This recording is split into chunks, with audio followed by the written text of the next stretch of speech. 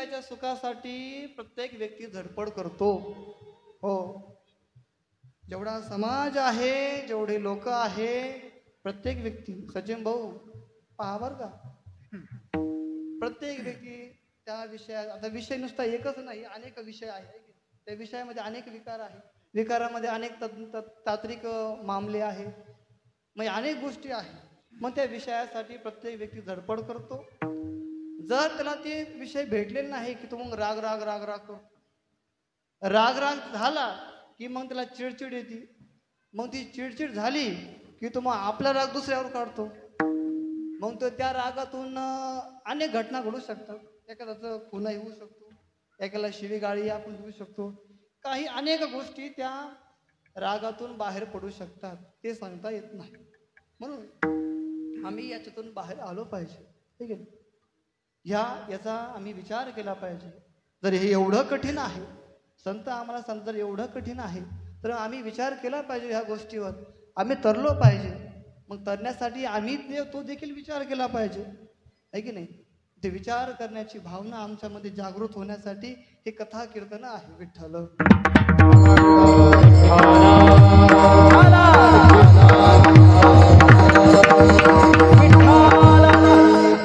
आता हे झालं सावधानच्या स्थितीच्या अगोदरचा. सावध न होण्याचा परिणाम, यमाचे किंकर बहुसाल, मारिती तोडीती झोडीती निष्ठूर, यमाचे किंकर बहुसाल. हे सावध होण्याच्या पूर्वी, जो सावध झाला नाही त्याच्यासाठी यमाचे किंकर आहे, पण जो सावध झाला त्याच्यासाठी हे महत्त्व सांगितलेलं आहे. आम्ही सावध होतो का, आम्ही सावध होण्याचा विचार करतो का, हे देखील महत्त्वाचं आहे. आपण सर्वांना गोस्वामी तुलसीदास माहिती असावे, त्यांचं चरित्रही आपणा सर्वांना माहीत आहे. खूप तज्ज्ञ व्यक्ती, ब्रह्मीभूत झालेला व्यक्ती, आपल्या मुखातून अनेक छटा बाहेर पडतात, वेदांच्या अनेक दोहे बाहेर पडतात, लोकांना ज्ञानाच्या गोष्टी सांगणारा असा तुलसीदास, तो देखील मोहामध्ये मायाच्या वशामध्ये जाऊ शकतो, हे सत्य आहे. तो देखील मोहामध्ये पडलेला होता, काम वासनेमध्ये पडलेला होता. हे केव्हा घडलं, ज्यावेळेस तुलसीदासांचं लग्न झालं, आणि लग्न झाल्यावर ज्यावेळेस तुलसीदासांची पत्नी घरामध्ये आली त्यावेळेस तुलसीदासांची बुद्धी पलटली. विषयाच्या सुखामध्ये एवढे आतुर झाले, घराबाहेर कामासाठी पडेना. तुलसीदासांची पत्नी त्यांना आग्रह करते, विनंती करते, आपल्याला काम केल्याशिवाय पर्याय नाही. आणि असा विचार डोक्यात घेत असताना आपल्या पत्नीचं ऐकून कामाला कुठेतरी जात, काही प्रवचन करायचे, काही कीर्तन करायचे, काही मंदिरामध्ये लोकांना प्रवचन सांगायचं, ज्ञानाच्या गोष्टी सांगायच्या, अनेक गोष्टी करत परमार्थ देखील करत या गोष्टीमध्ये जास्त अग्रसर झाले. परंतु कालांतराने परमार्थ कमी होत चालला आणि विषयाचं सुख वाढत चाललं. आणि वाढत जात असताना पत्नीशिवाय तुलसीदासांना राहावे ना. एक दिवस अशी घटना घडली की माहेरावरून आमंत्रण आलं, सांगणं धाडलं की म्हणे तुमचे पिताश्री आजारी आहे, घरात अडचण आहे, अमुक परिस्थिती ढासळलेली आहे, त्यामुळे तुम्हाला घरी बोलवलेलं आहे, माहेरी बोलवलेलं आहे. त्या अनुषंगाने तुलसीदासांच्या पत्नीने विचार केला आपल्याला घरी जावं लागेल. पण आता पतीला जर सांगितलं तर पती आपल्याला जाऊ देणार नाही. मग त्या अनुषंगाने तिनं काय केलं, पत्र लिहिलं, पत्र आपल्या कक्षेमध्ये ठेवलं. तुलसीदास संध्याकाळी आले, मंदिरामध्ये जाऊन आले, संध्याकाळी आले, घरात आल्यावर आपल्या पत्नीला आवाज देतात, पण पत्नी काय हो देईना. त्या अनुषंगाने आपल्या खोलीमध्ये गेले, कक्षेमध्ये गेल्यावर त्यांनी ते पाहिलं, एक पत्र तिथे ठेवलेलं होतं. ते पत्र हातामध्ये घेतलं आणि हातात घेतल्यावर सर्व काही वृत्तांत वाचला. आपली धर्मपत्नी आपल्याला सोडून माहेरी गेलेली आहे काही दिवसासाठी. म्हणून त्या अनुषंगाने तुलसीदास विचार करत बसले, कधी या खोलीत जाय, कधी त्या खोलीत जाय, चक्र मारणं चालूच आहे. पण ते विषय त्यांना जमू द्यायना, कोणतं काम त्यांना जमू द्यायना, स्वयंपाक त्यांना जमू द्यायना, काहीच गोष्टी जमू द्यायना. मग त्या अनुषंगाने तुलसीदासाने विचार केला, आता इथं थांबणं काही बरं नाही, आपण आपल्या धर्मपत्नीकडे गेलो पाहिजे. पण ती वेळ रात्रीची होती. दार उघडून पाहता तर बाहेर तुफान वादळ चालू आहे. जोरजोरात पाऊस चालू आहे, विजांचा कडकडाट चालू आहे. मग कशा प्रकारे आपण तिकडे जाऊ? पण विषयाचं सुख आवरे ना. त्या अनुषंगाने तुलसीदासांनी तो देखील विचार केला नाही, आपल्याला काय होईल ते. असा विचार न करता तुलसीदास घराबाहेर पडले. विजांचा कडकडाट चालू आहे, वारही खूप जोरात चालू आहे, पाऊस जोरजोरात चालू आहे. याचा विचार न करता आपल्या शरीराला काय होईल याचाही विचार न करता तुलसीदास चालू आहे, चालू आहे. आणि पुढं आल्यावर मोठी नदी त्यांना लागते आणि नदी लागल्यावर तुलसीदास विचार करता इकडून पार व्हायचं कसं. एक नाववाडी तिथं होता, तो नाव आवरून घरी निघाला होता. त्याला थांबवलं, अरे बाबा 5 मिनिटं थांब म्हणे, मला नदी पार कर म्हणे. असं म्हटल्यावर तो नाववाडी म्हणतो, बाबा एवढं वादळ वाळत चालू आहे, नदीला एवढं पाणी आलेलं आहे, कसं तिकडे जाऊ म्हणे, मला काय मरायचं का म्हणे. तो नदी चालक, तो नाववाडी घरी निघून गेला. आणि घरी निघून गेल्यावर तुलसीदास तिथे उभे राहिले तसेच. आणि उभे राहिल्यावर त्यांनी विचार केला, आता आपल्याला पलीकडे जायचं, पण जायचं कसं. विचार करता करता अंधार होता खूप. काहीतरी वस्तू वाहून चाललेली होती, त्यांनी पाहिली. आणि पाहिल्यावर त्यांनी त्याला धरलं. आणि धरल्यावर महाराज ती नदी पार झाले. नदी पार गेल्यावर जिथं आपली धर्मपत्नी राहते तिथं आपल्या धर्मपत्नीचं माहेर आहे. त्या कक्षेपर्यंत ते गेले. आणि गेल्यावर वरती पाहते भली मोठी इमारत आहे समोर, आणि घराचं दार लावेल आहे. आतमध्ये जायचं कसं.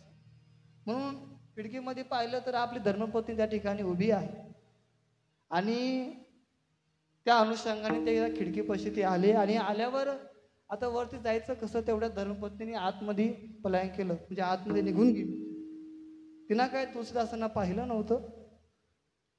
झाडाकडे दृष्टी केली, आपण ह्या झाडाच्या अनुषंगाने त्या खिडकीतून आत प्रवेश करू शकतो असा विचार केला. पण झाड भलं मोठं, लांब लचक झाड आहे, जायचं कसं. तेवढ्यात एक त्या फांदीवरून काहीतरी लटकत असताना त्यांनी ते पाहिलं. काय लटकत आहे त्याचा त्यांनी विचार केला नाही. त्यांना वाटलं दोरीच आहे, दोरी म्हणून ते त्याला चढत चढत चढत चढत चढत त्या कक्षेमध्ये ते पोहोचले. आणि पोहोचल्यावर पूर्ण शरीर मलिन झालेलं, पूर्ण शरीरावर माती लागलेली, घामाने व्यापलेले, ओले चिंब झाले तुलसीदास ज्यावेळेस आज जातात त्यावेळेस त्यांची धर्मपत्नी त्यांना पाहते. आणि पाहिल्यावर डोळ्यामध्ये अश्रू येतात अगोदर. अहो स्वामी, तुम्ही एवढ्या वादळामध्ये, एवढ्या वादळ वावऱ्यामध्ये, एवढ्या पावसामध्ये तुम्ही घरून इथपर्यंत आले, ते कसे आले आणि कशासाठी आले बरं.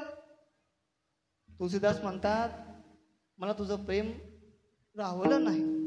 तुझ्यावर जेवढं माझं प्रेम आहे त्या प्रेमाने मला तिथं थारा दिला नाही म्हणे. जा लगेच, प्रेमापोटी मी इथं आलेलो आहे.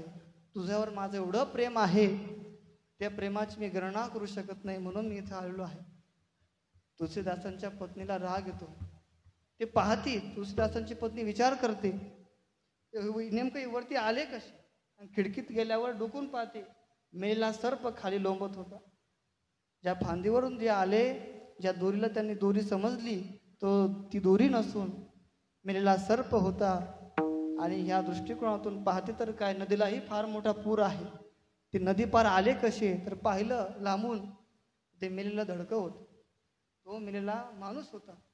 त्या अनुषंगाने एवढं सर्व काही करून तुम्ही धावपळ करीत करीत आले. तुलसीदासांच्या पत्नीला राग येतो आणि ती म्हणते, एवढे दिवस तुम्ही लोकांना ज्ञान पाहिजे हिंडले म्हणे, जेवढा वेळ तुम्ही माझ्यासाठी दिला तेवढा वेळ जर तुम्ही रामासाठी दिला असता तर तुम्ही आज तरले असते. ती म्हणती, लाज न आवत आपको दोडे लाहे हुसात, धिक धिक ऐसे प्रेम को कहा कहू मेनाद. अशा प्रेमाला धिक्कार असो. तुम्ही माझ्या प्रेमासाठी, या शरीर हाड मांसासाठी तुम्ही एवढ्या लांबून इथपर्यंत आले, धिक्कार असो एवढ्या प्रेमाचा. जेवढा वेळ तुम्ही या कार्यासाठी देता, जेवढा वेळ तुम्ही माझ्या या शरीर हाडा मांसासाठी देतात, तेवढाच वेळ जर तुम्ही रामासाठी दिला असता तर तरले असते.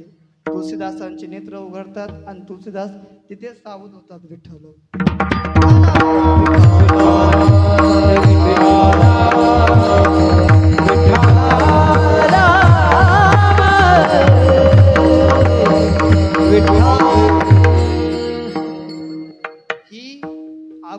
परिस्थिती, सावध झाल्याची परिस्थिती तुम्ही पहा.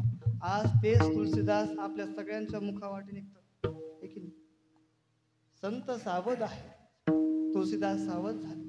आम्ही संसारामध्ये कधी सावध होऊ वैयक्तिक ज्याचा त्याचा प्रश्न आहे. कार्य चालू आहे संतांचं सावध करण्याचं, परंतु आम्ही लवकर सावध होऊ शकत नाही.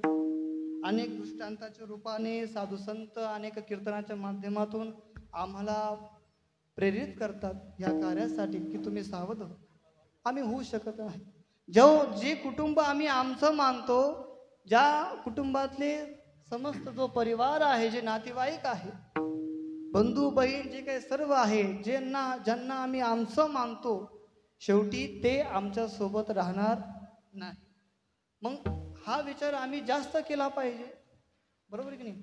शेवटी कधी कधी संकटाच्या काळामध्ये तोच परिवार, तेच नातेवाईक आम्हाला लांब सोडून निघून जातात. आम्ही ज्यावेळेस संकटामध्ये असतो, दुःखात असतो, त्यावेळेस ते आम्हाला वाचू शकत नाही.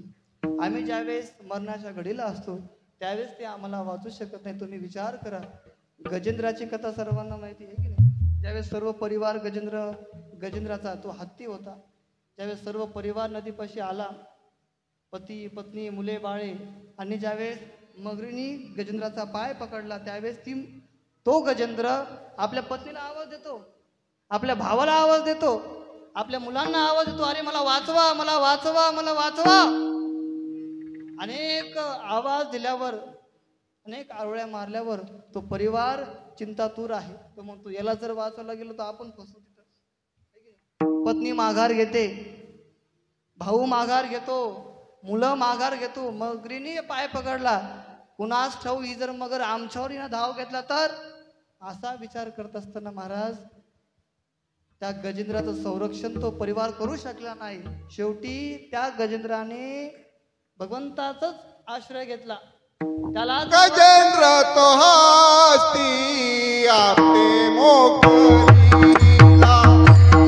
गजेंद्र तो हस्ती आपे मोकलीला,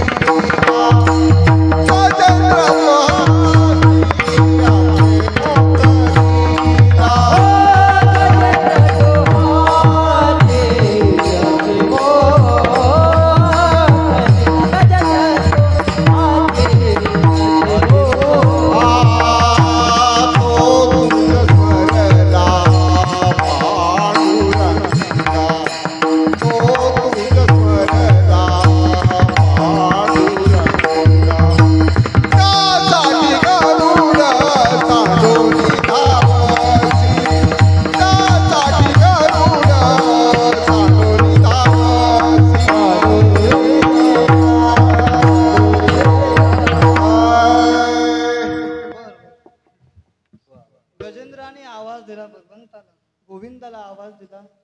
शेवटी भगवंताने आपलं वाहन जे गरुड आहे त्यालाही माग सारलं आणि धाव घेतली गजेंद्राकडे. आणि धाव घेतल्यावर आपल्या सुदर्शन चक्राने त्या मगरीचा उद्धार केला. मगरीचा उद्धार झाला आणि याचं कल्याण झालं. विठ्ठल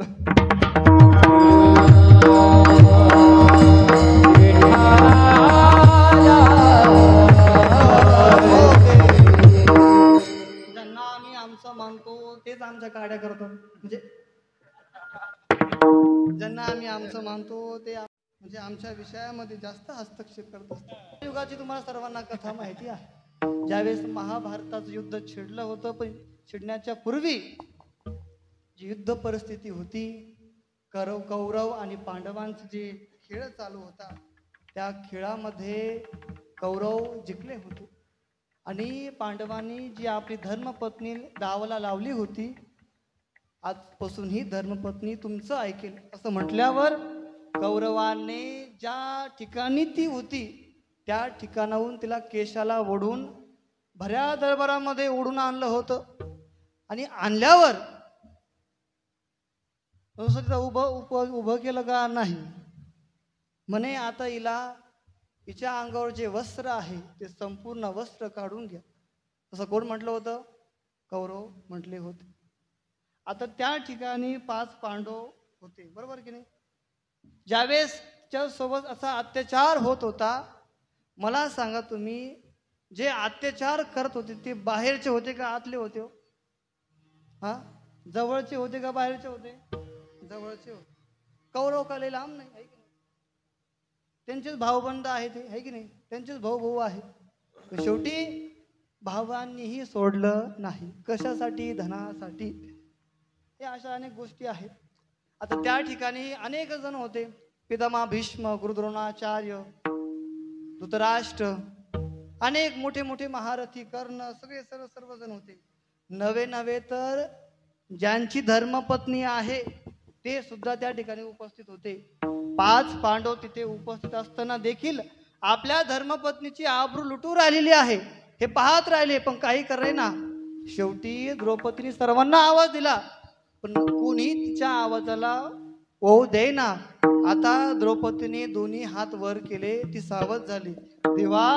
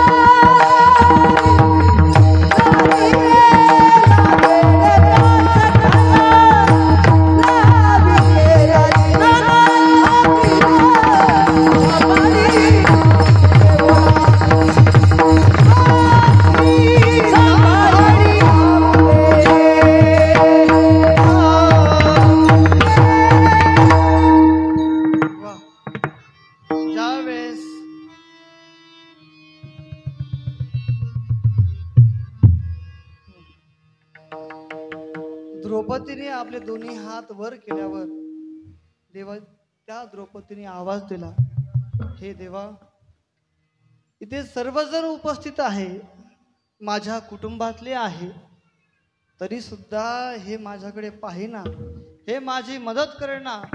नवे तर माझे 5ही पती या ठिकाणी उपस्थित आहे, हे देखील माझ्याकडे पाहिना. देवा, धाव घे. द्रौपदी म्हणते, देवा लवकर ये. ज्यावेळेस देव उशीर देवाने लावला त्यावेळेस द्रौपदी म्हटली, कोठे गुंतलासी द्वारकेचा राणा, वेळ का सकया लावेला. हे देवा लवकर धाव घे. शेवटी तिकडे रुक्मिणी माता त्या भगवंताला जेवण वाढीत होती. वाढत असताना भगवंत पहिला घास खाणार तेवढ्यात आवाज आला द्रौपदीचा, आणि आवाज आल्यावर तो घास खाली टाकला आणि धाव घेतली. कुठे? त्या कौरवांच्या सभेमध्ये धाव घेतली आणि विराट असं वस्त्राचा अवतार धारण केला, आणि त्या द्रौपदीचं भगवंताने सांत्वन केलं, संरक्षण केलं. महाराज, ही परिस्थिती आहे, प्रत्येकाच्या कुटुंबात आहे. आम्ही ही मोहाच्या अवकाशाने जाणू शकत नाही. आता हे सांगायलाही देखील काहींना कठीण वाटतं आणि ऐकायलाही थोडंसं वेगळं वाटतं, पण खरी परिस्थिती आहे. शेवटी आम्हाला कुणीही मदत करू शकत नाही. मग या स्थितीला जर आम्ही प्राप्त झालो हे जर जाणून घेतलं, तर मला असं वाटतं मग पुढं कुणाच्या वचनाची, पुढं कुणाच्या ज्ञानाची गरज पडणार नाही. विठ्ठल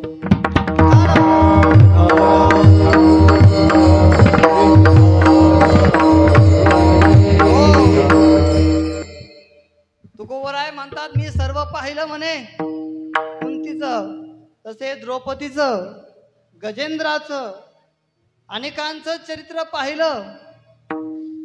सावध होण्याच्या पूर्वीची स्थिती पाहिली, सावध झाल्याची स्थितीही पाहिली, आणि जे झाले नाही त्यांच्याकडेही पाहिलं.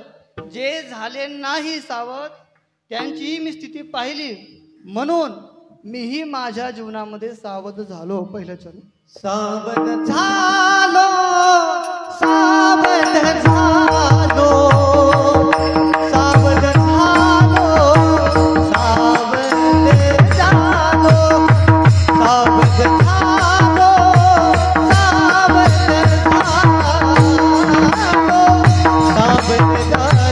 सावध झालो,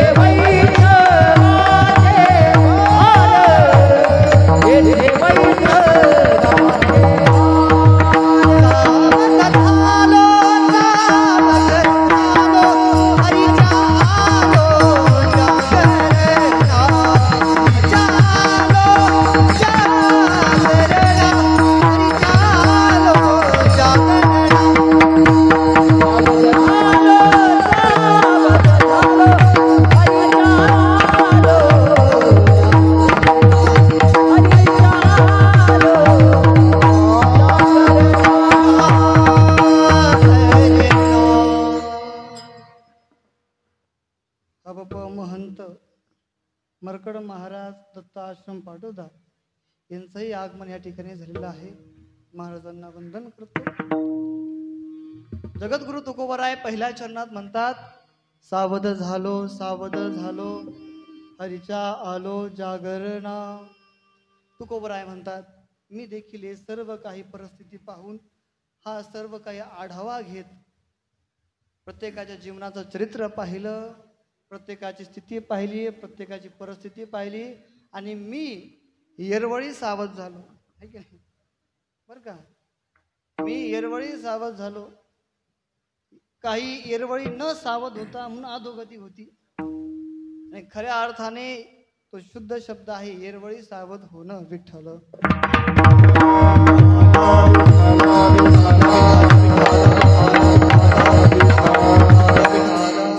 येरवळी सावध होण्याचाही फायदा आहे बरं का, फार मोठा फायदा आहे. की नाही? देवाला येरवळी सावध होणारे जास्त आवडतात. ज्यांची एक्सपायरी डेट संपली ते कमी आवडतात, कारण की ते म्हणतात, देव म्हणतो यांनी अख्खं आयुष्य स्वतःसाठी जगला आणि शेवटी मला अर्पण करतो उष्ट्या चुट्ट्या. आहे की नाही? आयुष्यभर उसाचा रस अख्खा पिऊन घेतला आणि शेवटी उष्ट्या चुट्ट्या देतो.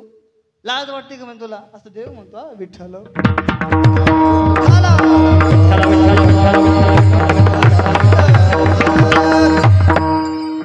म्हणे तसं तरुणपणी सावध झालं पाहिजे बरं का. आता काय काही नंतर लेट होतात, पण ते थेट होतात. मग लेट झालेले थेट होतात, आणि थेट झालेले मग ते थेटच होतात. विठ्ठल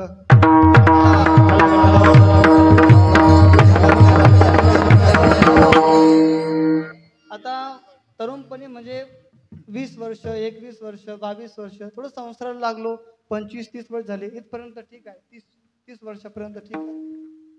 तर इथपर्यंत जो स्थिर झालेला आहे परंतु जो सावध झालेला आहे त्याचं फार वर्णन केलं तुकोबरायाने. तो देवापाशी एकरूप झाला म्हणे कारण तो समर्पित झालेला आहे. तुकोबराय हे सांगतात. तुकोबराय म्हणतात एरवळी सावध होणाऱ्या व्यक्तीला भाग्य लागतं, पुण्यही लागतं आणि प्रारब्धही लागतं. ते घेऊन गेले भक्त प्रल्हादाकडे. तुकोबराय म्हणतात भक्त प्रल्हाद जरी दैत्याच्या कुळामध्ये जन्म त्याने घेतला पण तरी सुद्धा त्याला नारदाची संगत घडली आणि नारदाची संगत घडल्यामुळे तो सावध झाला आणि त्याचा परिणाम असा झाला की देवाने त्याला मांडीवर उचलून घेतलं ना. ज्यावेळेस तो अगोदर सावध झाला तेव्हा आणि त्याला याच्यातून त्याला सोडवलं. त्या काळापासून त्याच्या पित्याच्या रागाच्या द्वेषापासून मोहापासून देवाने भक्त प्रल्हादाला सोडवलं. विठ्ठल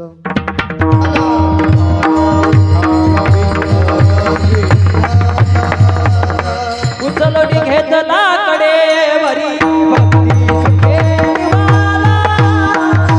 घेतला कडेवरी भक्ती सुखे निवाला. उचलून घेतला कडेवरी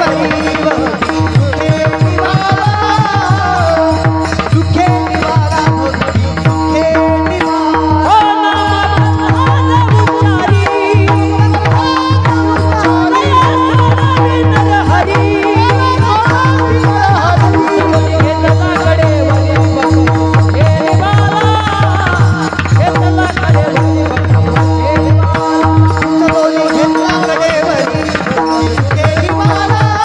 सुखे निवाला भक्ती सुखे निवाला. उचलून घेतला कडेवरी भक्ती सुखे निमाला.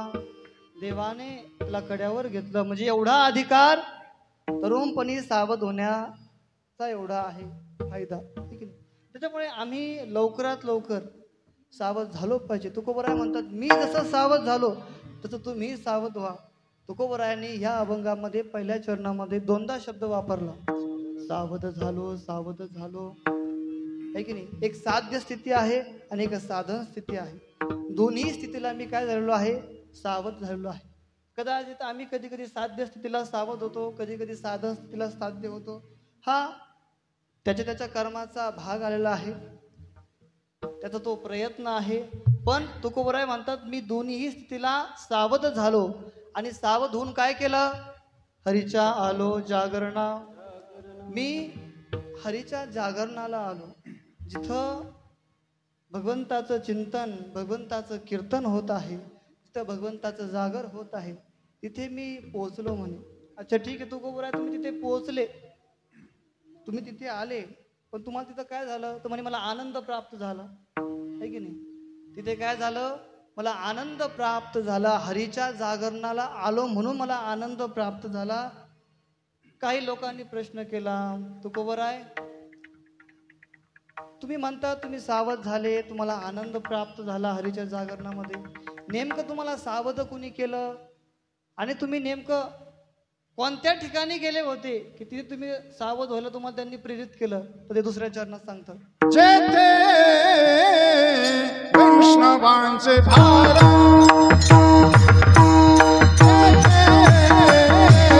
वैष्णवांचे भार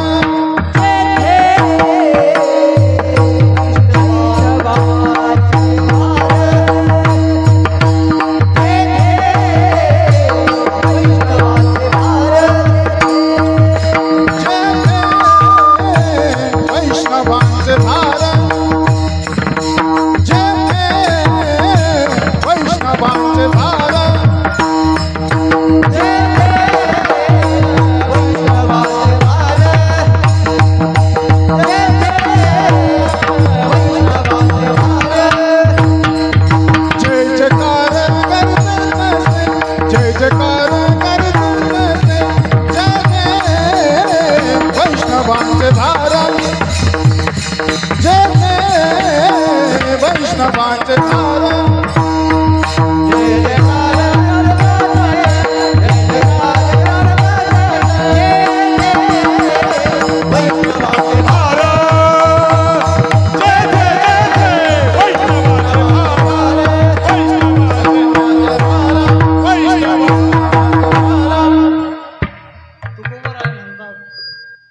मी अशा ठिकाणी गेलो जेथे वैष्णवांचे भार जय जयकार गरजत असे.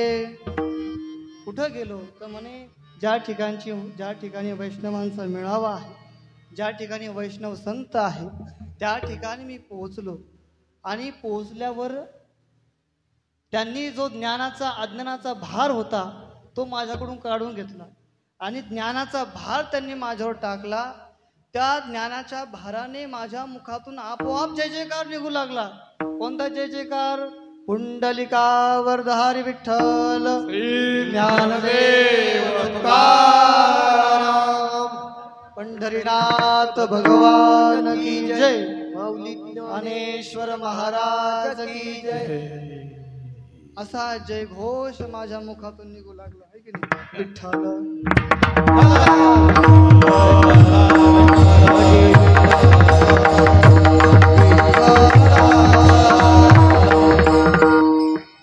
आपोआप ज्ञानाच्या भाराने माझ्यातलं जे अज्ञानपण होतं ते निघून गेलं आणि त्या भाराने माझ्या मुखातून आपोआप शब्द बाहेर पडू लागले. ही त्यांची झालेली कृपा. विठ्ठल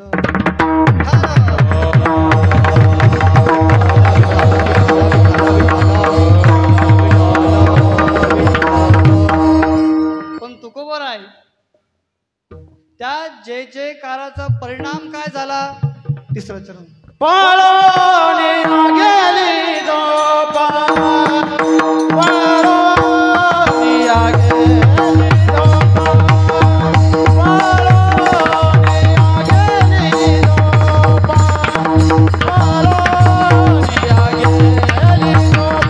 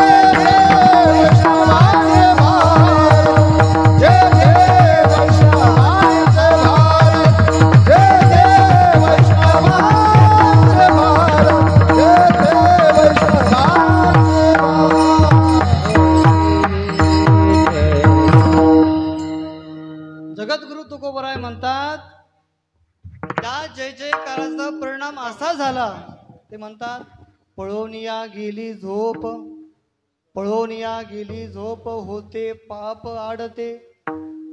तुकोबराय म्हणतात त्या जय जयकाराचा परिणाम असा झाला की अज्ञान रूपी झोप आणि विषय रूपी झोप ही माझ्यापासून पळून गेली. मला अज्ञान रूपी झोप होती, मला विषय रूपी झोप होती, पण त्या जय जयकाराच्या परिणामाने ती दोन्हीही झोप पळून गेल्या. आता इथं एकच झोपेचं सांगितलं, परंतु स्पष्टीकरण करत असताना जर याचा बारकाईने आम्ही विचार केला, तुकोबराय विषयाची झोप सांगत आहे आणि अज्ञानाचीही झोप सांगत आहे. बरोबर आहे की नाही? आता ह्या झोप आमच्या आतमध्ये असतात. आता ही झोप वातावरणामुळे लागते बरं का. बरोबर आहे की नाही? झोप काय करते? वातावरणामुळे लागते. विषयाची झोपही वातावरणामुळे लागते, आज्ञानाची झोपही वातावरणामुळेच लागते. विठ्ठल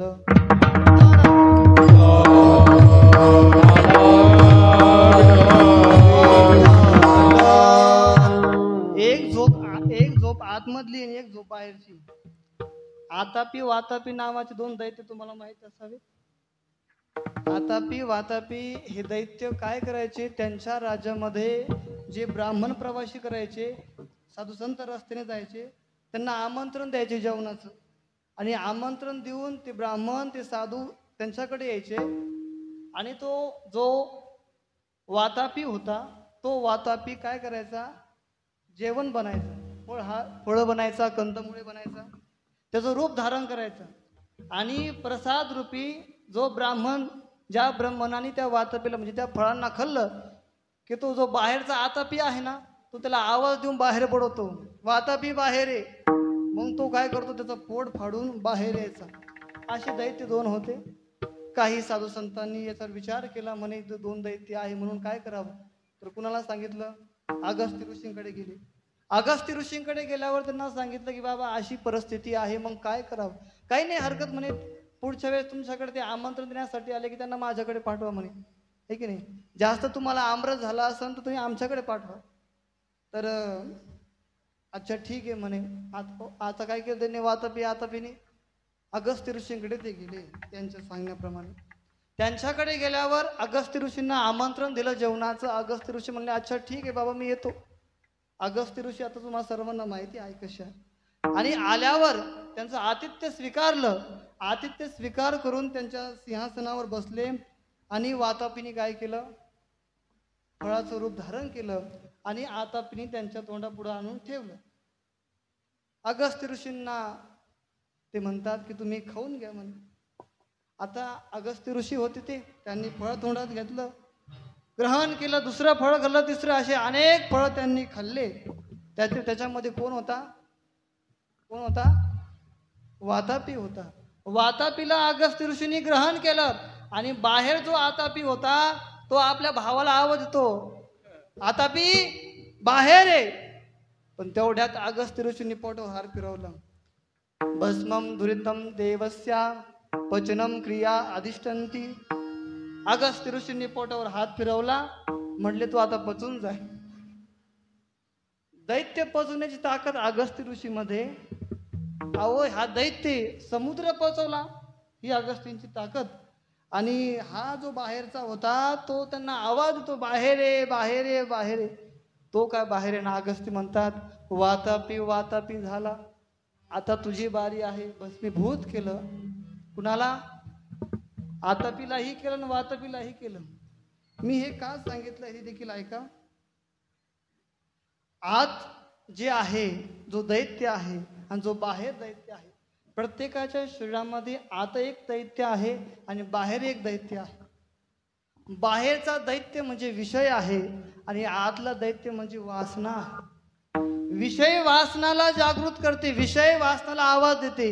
मग त्यावेळेस ती वासना जागृत होते आणि ती वासना जागृत झाली की इंद्रिय कार्य करतात आणि इंद्रियांनी कार्य चालू केलं की तो व्यक्ती गतप्रत होऊन जातो. विठ्ठल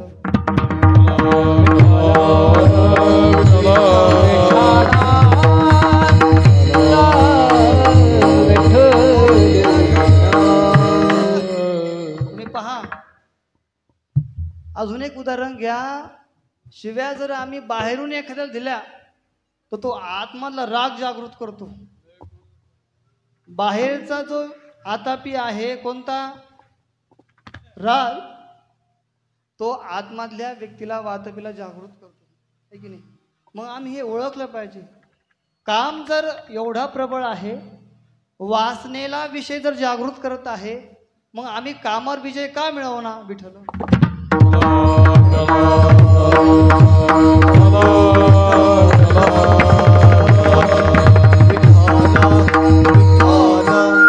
तसं पाहिलं तर कामावर विजय मिळवता येत नाही, परंतु वासनेवर विषयावर विजय मिळवता येतो, है की नाही. जरी एक आत असला बाहेर असला, जसं अगस्त्यनी त्यांना भस्मीभूत केलं, त्यांच्या तपाने, त्यांच्या सामर्थ्याने, त्यांच्या ज्ञानाने संसारातल्या लोकांना जे परमार्थाला लागलेले आहे, जे पारमार्थिक आहे, त्यांनाही ती गोष्ट करता येते. तुकोबराय म्हणतात ती गोष्ट मी शिकलो, पण कुठे शिकलो? संतांच्या सहवासात शिकलो. जिथे वैष्णवांचा भार होता, ज्ञानाचा भार होता, त्या भाराच्या ओझ्याखाली मी या गोष्टी शिकलो आणि देवाचा जय जयकार करू लागलो. त्याचा परिणाम असा झाला की जी वासना रूपी जी झोप होती आणि अज्ञान रूपी जी झोप होती ती माझ्यापासून लांब निघून गेली, पळून गेली. काही लोकांनी विचारलं का हो तुकोबराय, ही तुम्हाला झोप कशी होती म्हणे, कस काय तुम्हाला ही झोप आली? तुकोबराय म्हणतात माझं काहीतरी पाप आडवं आलं होतं म्हणून मला ती झोप होती. होते पाप आडते विठ्ठल.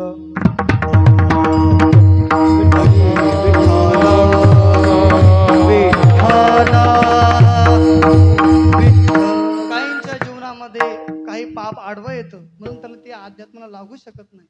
तुकोबराय म्हणतात माझ्या जीवनामध्ये काहीतरी पाप असलं पाहिजे म्हणून मी इकडे वळू शकलो नाही. परंतु त्या वैष्णवांचा सहवास प्राप्त झाला, वैष्णवरूपी संतांचा सहवास प्राप्त झाला आणि त्याच्या ज्ञानाच्या भाराखाली मी देवाचा जयघोष करू लागलो ना. आता या स्थितीला मी पोहोचलेलो आहे. पण एवढी त्यांनी माझ्यावर कृपा केली नाही.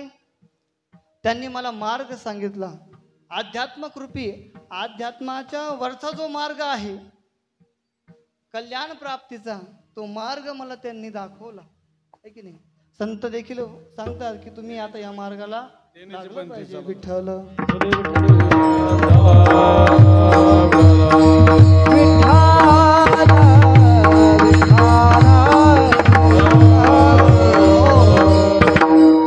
संतांच्या मुखातून जर असं उद्गत निघत असेल आमच्यासाठी, आम्ही त्याचा विचार केला पाहिजे, हो की नाही. आम्ही त्यांच्या वचनाप्रमाणे चाललो पाहिजे. अनेक लोकांना वैष्णवांचा संघ प्राप्त होतो पण ते त्याला पोचत नाही. हे त्यांना ज्या स्थितीला पोहोचवण्याचा प्रयत्न करत आहे पण ते या स्थितीला पोहोचत नाही. त्यांचं पाप आडवं येतं म्हणून संतांना म्हणावं लागतं नको करू नाश.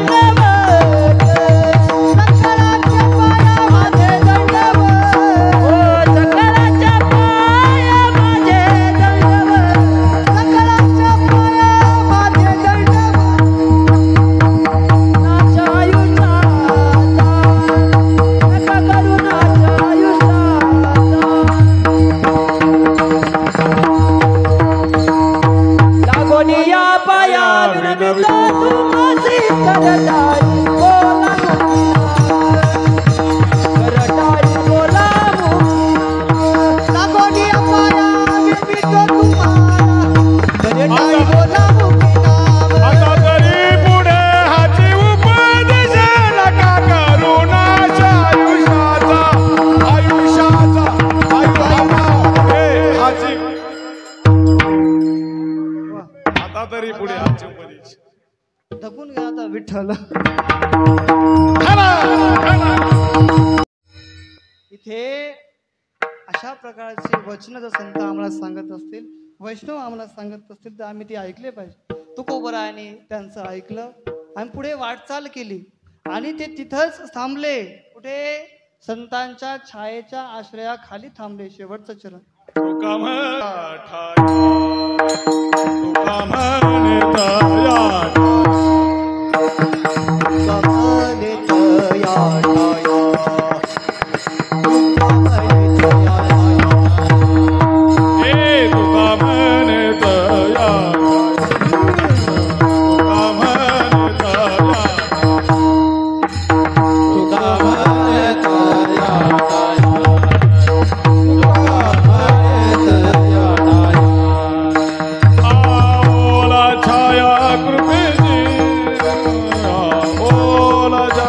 कृपेची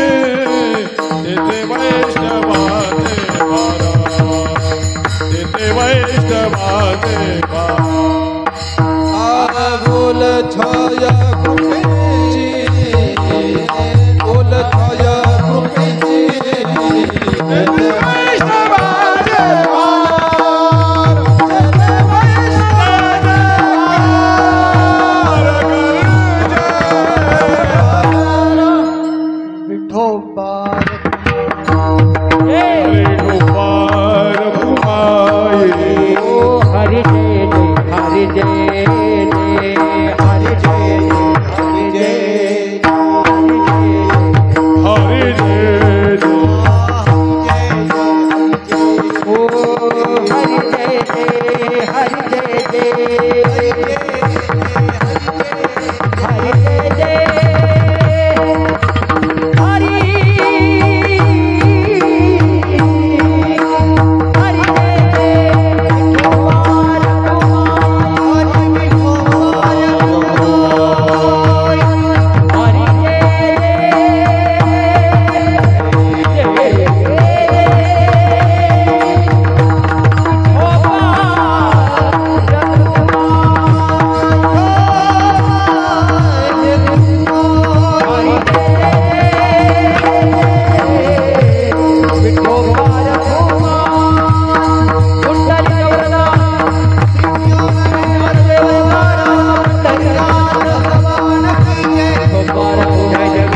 कुमार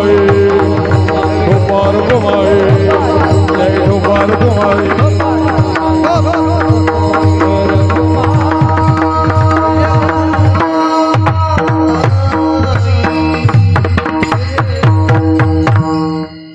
जगद्गुरु तुकाराम महाराज म्हणतात की त्या ठिकाणी मला विसावा प्राप्त झाला. तुका म्हणे तया ठाया ओल छाया कृपेची. जो विसावा मला प्राप्त झाला तो ओलावा विसावा आहे. अनेकांना विसावा प्राप्त होतो पण त्या विसाव्यामध्ये जर ओलावा आला तर याचं अजून महत्त्व वाढतं.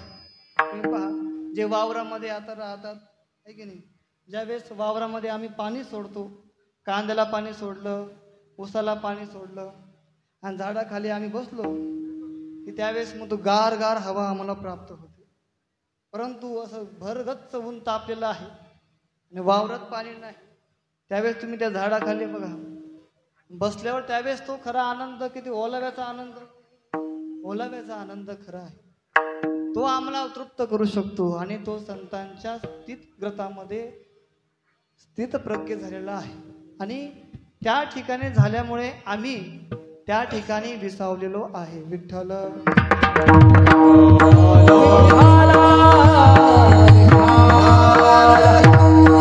तुकोबराय म्हणतात, आता निश्चिंतीने पावलो विसावा कुंडलिया धावा कृष्णेची या. आणि तो विसावा प्राप्त झाला म्हणून शेवटच्या चरणात ते काय म्हणतात, संतांनी वर्णन केलं आहे शेवट. ते म्हणतात की त्या मुक्तीला आम्ही पोचलो नाही, ती मुक्ती आमची नोवरी झाली म्हणे.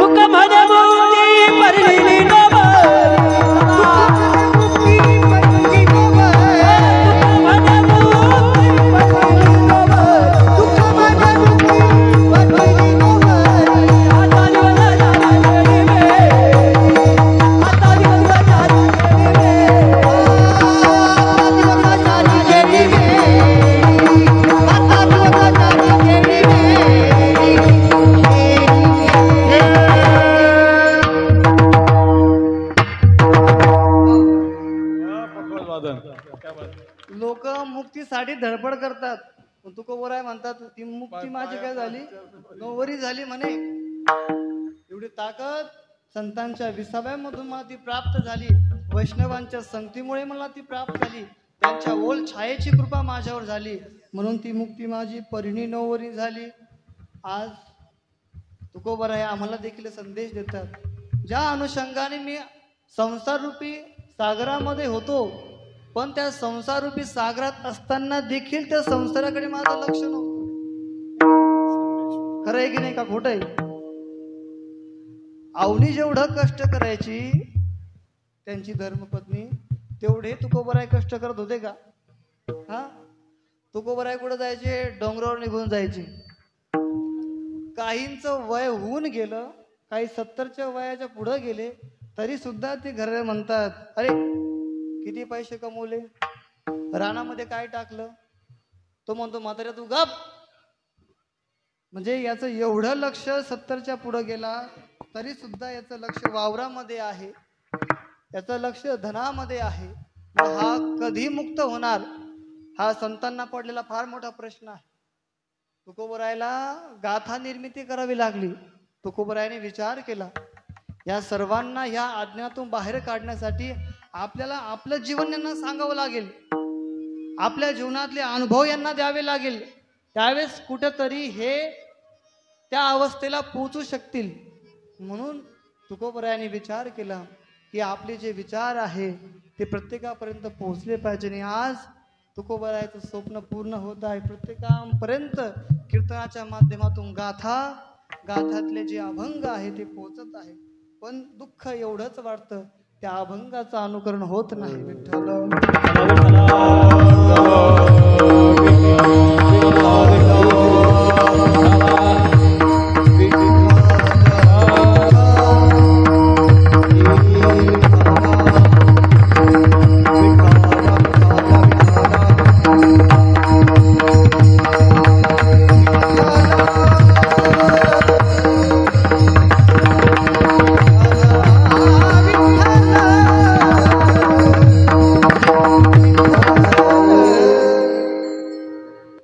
आज या ठिकाणी पुण्यस्मरणानिमित्त आपण सर्वजण या ठिकाणी जमलेलो आहे. आज या कार्यक्रमाला ज्यांची उपस्थिती प्राप्त झालेली आहे ते असणारे विजू महाराज पवार, गांगुर्डे महाराज, तसेच सरुदे महाराज, दादाभाऊ महाराज तोडमल, तनपुरे महाराज, टेकाळे महाराज, गिरधर महाराज, कुंदन महाराज तोडमल, तसेच मेघळे महाराज. अजून कोण आलं? सर्व महाराज मंडळ, सर्व संत मंडळी, भजनी मंडळ आज या ठिकाणी आलेली आहे. तसेच आपली सद्गुरू गंगागिरीजी महाराज अखंड हरिनाम सप्ताह याची कमिटी देखील या ठिकाणी आलेली आहे. त्यांच्या वतीने मी फक्त 2 शब्द बोलतो, तेही बोलणार आहे. जो अखंड हरिनाम सप्ताह आहे या वर्षीचा सालाबादप्रमाणे जो होत असतो, या वर्षीचा जो सप्ताह आहे तो आपल्या जवळ आहे. शनिदेवगावमध्ये अखंड हरिनाम सप्ताह सद्गुरू गंगागिरी महाराजांनी सुरू केलेला आपल्या जवळ होत आहे. तरी सुद्धा आपण सर्वांनी त्या सप्त्याला उपस्थित राहायचं आहे. जी सेवा आपल्याला वाटेला येईल ती सेवा आपल्याला सप्त्यासाठी करायची आहे. टाकळीबाण असो, बेलपळगाव असो, जैनपूर असो, घोगरगाव असो, बेलपांढरी असो, या सर्वांनी सप्ताह आपला आहे म्हणून मदत करायची आहे की नाही? असं आहे काही नाही. कोणताही सप्ताह असो त्याला आपल्याला मदत करायची आहे, पण हा अत्यंत जवळचा आहे म्हणून याला जास्त मदत करायची आहे. आणि त्याच्यामुळे आज ही कमिटी या ठिकाणी आलेली आहे. पूजनीय वंदनीय धर्मरक्षक रामगिरीजी महाराज पुढच्या महिन्यात 11 तारखेला आपल्या आश्रमावर येणार आहे. आणि त्या ठिकाणी आपल्याला सर्व मुलांची, त्यांना वाडेकरी मुलं लागणार आहे, तरुण मंडळ लागणार आहे. आणि त्यांना आपला जातवेद संस्थान या ठिकाणी उपस्थिती मांडायची आहे, द्यायची आहे. प्रत्येकाचं कर्तव्य आहे. महिला मंडळाकडे फार मोठी जबाबदारी आहे. भाकरीची जबाबदारी तुमच्याकडे आहे. मगच आम्ही सेवा करू शकतो. भाकरी कल्ल्यात तर सेवा होणार आहे की नाही? तुमच्याकडे फार मोठी सेवा आहे. आणि तरुण मंडळ असो, वयोवृद्ध मंडळ असो, ज्यांच्या वाटेला जी सेवा येईल ती सेवा आपल्याला या ठिकाणी करायची आहे. आणि समस्त पंचक्रोशीतील भजनी मंडळ या ठिकाणी उपस्थित आहे. तसेच आदरणीय स्वर्गवासी मच्छिंद्र गोविंद पटारे पाटील यांच्या स्मरणार्थ या कुटुंबियाने आपल्या संस्थानासाठी, श्री संत बहिरा जातवे संस्थानासाठी जे मंदिराचं काम आपण सुरू करणार आहे त्या कामासाठी श्री मच्छिंद्र गोविंद पटारे यांच्या स्मरणार्थ 51,000 रुपये त्यांनी या ठिकाणी दिलेले आहे. तसेच स्वर्गवासी श्री गयाबाई मच्छिंद्र पाटील पटारे यांच्या स्मरणार्थ देखील त्यांनी 21,000 रुपये आपल्या मंदिरासाठी दिलेले आहेत. टोटल किती झाले? 72,000 रुपये आपल्या संस्थानासाठी या परिवाराने या ठिकाणी देत आहे. वा, चेकाच्या स्वरूपात ते आपल्या या ठिकाणी देत आहे. संस्थांच्या वतीने आम्ही स्वीकार करतो रोख स्वरूपामध्ये.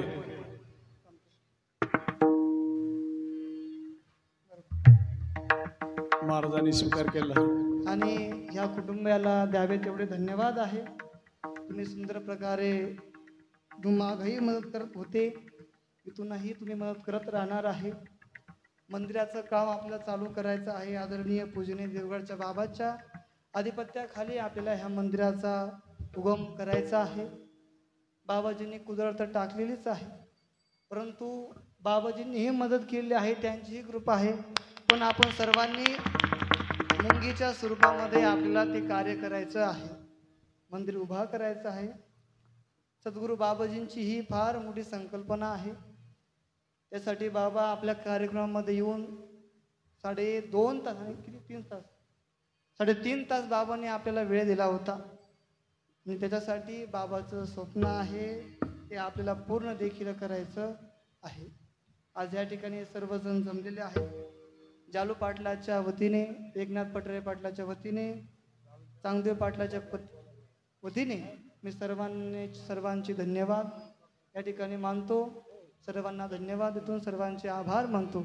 आपण अमूल्य वेळ काढून या ठिकाणी आलात, सर्वांना खूप खूप धन्यवाद. ज्ञानेश्वर माऊली ज्ञानराज माऊली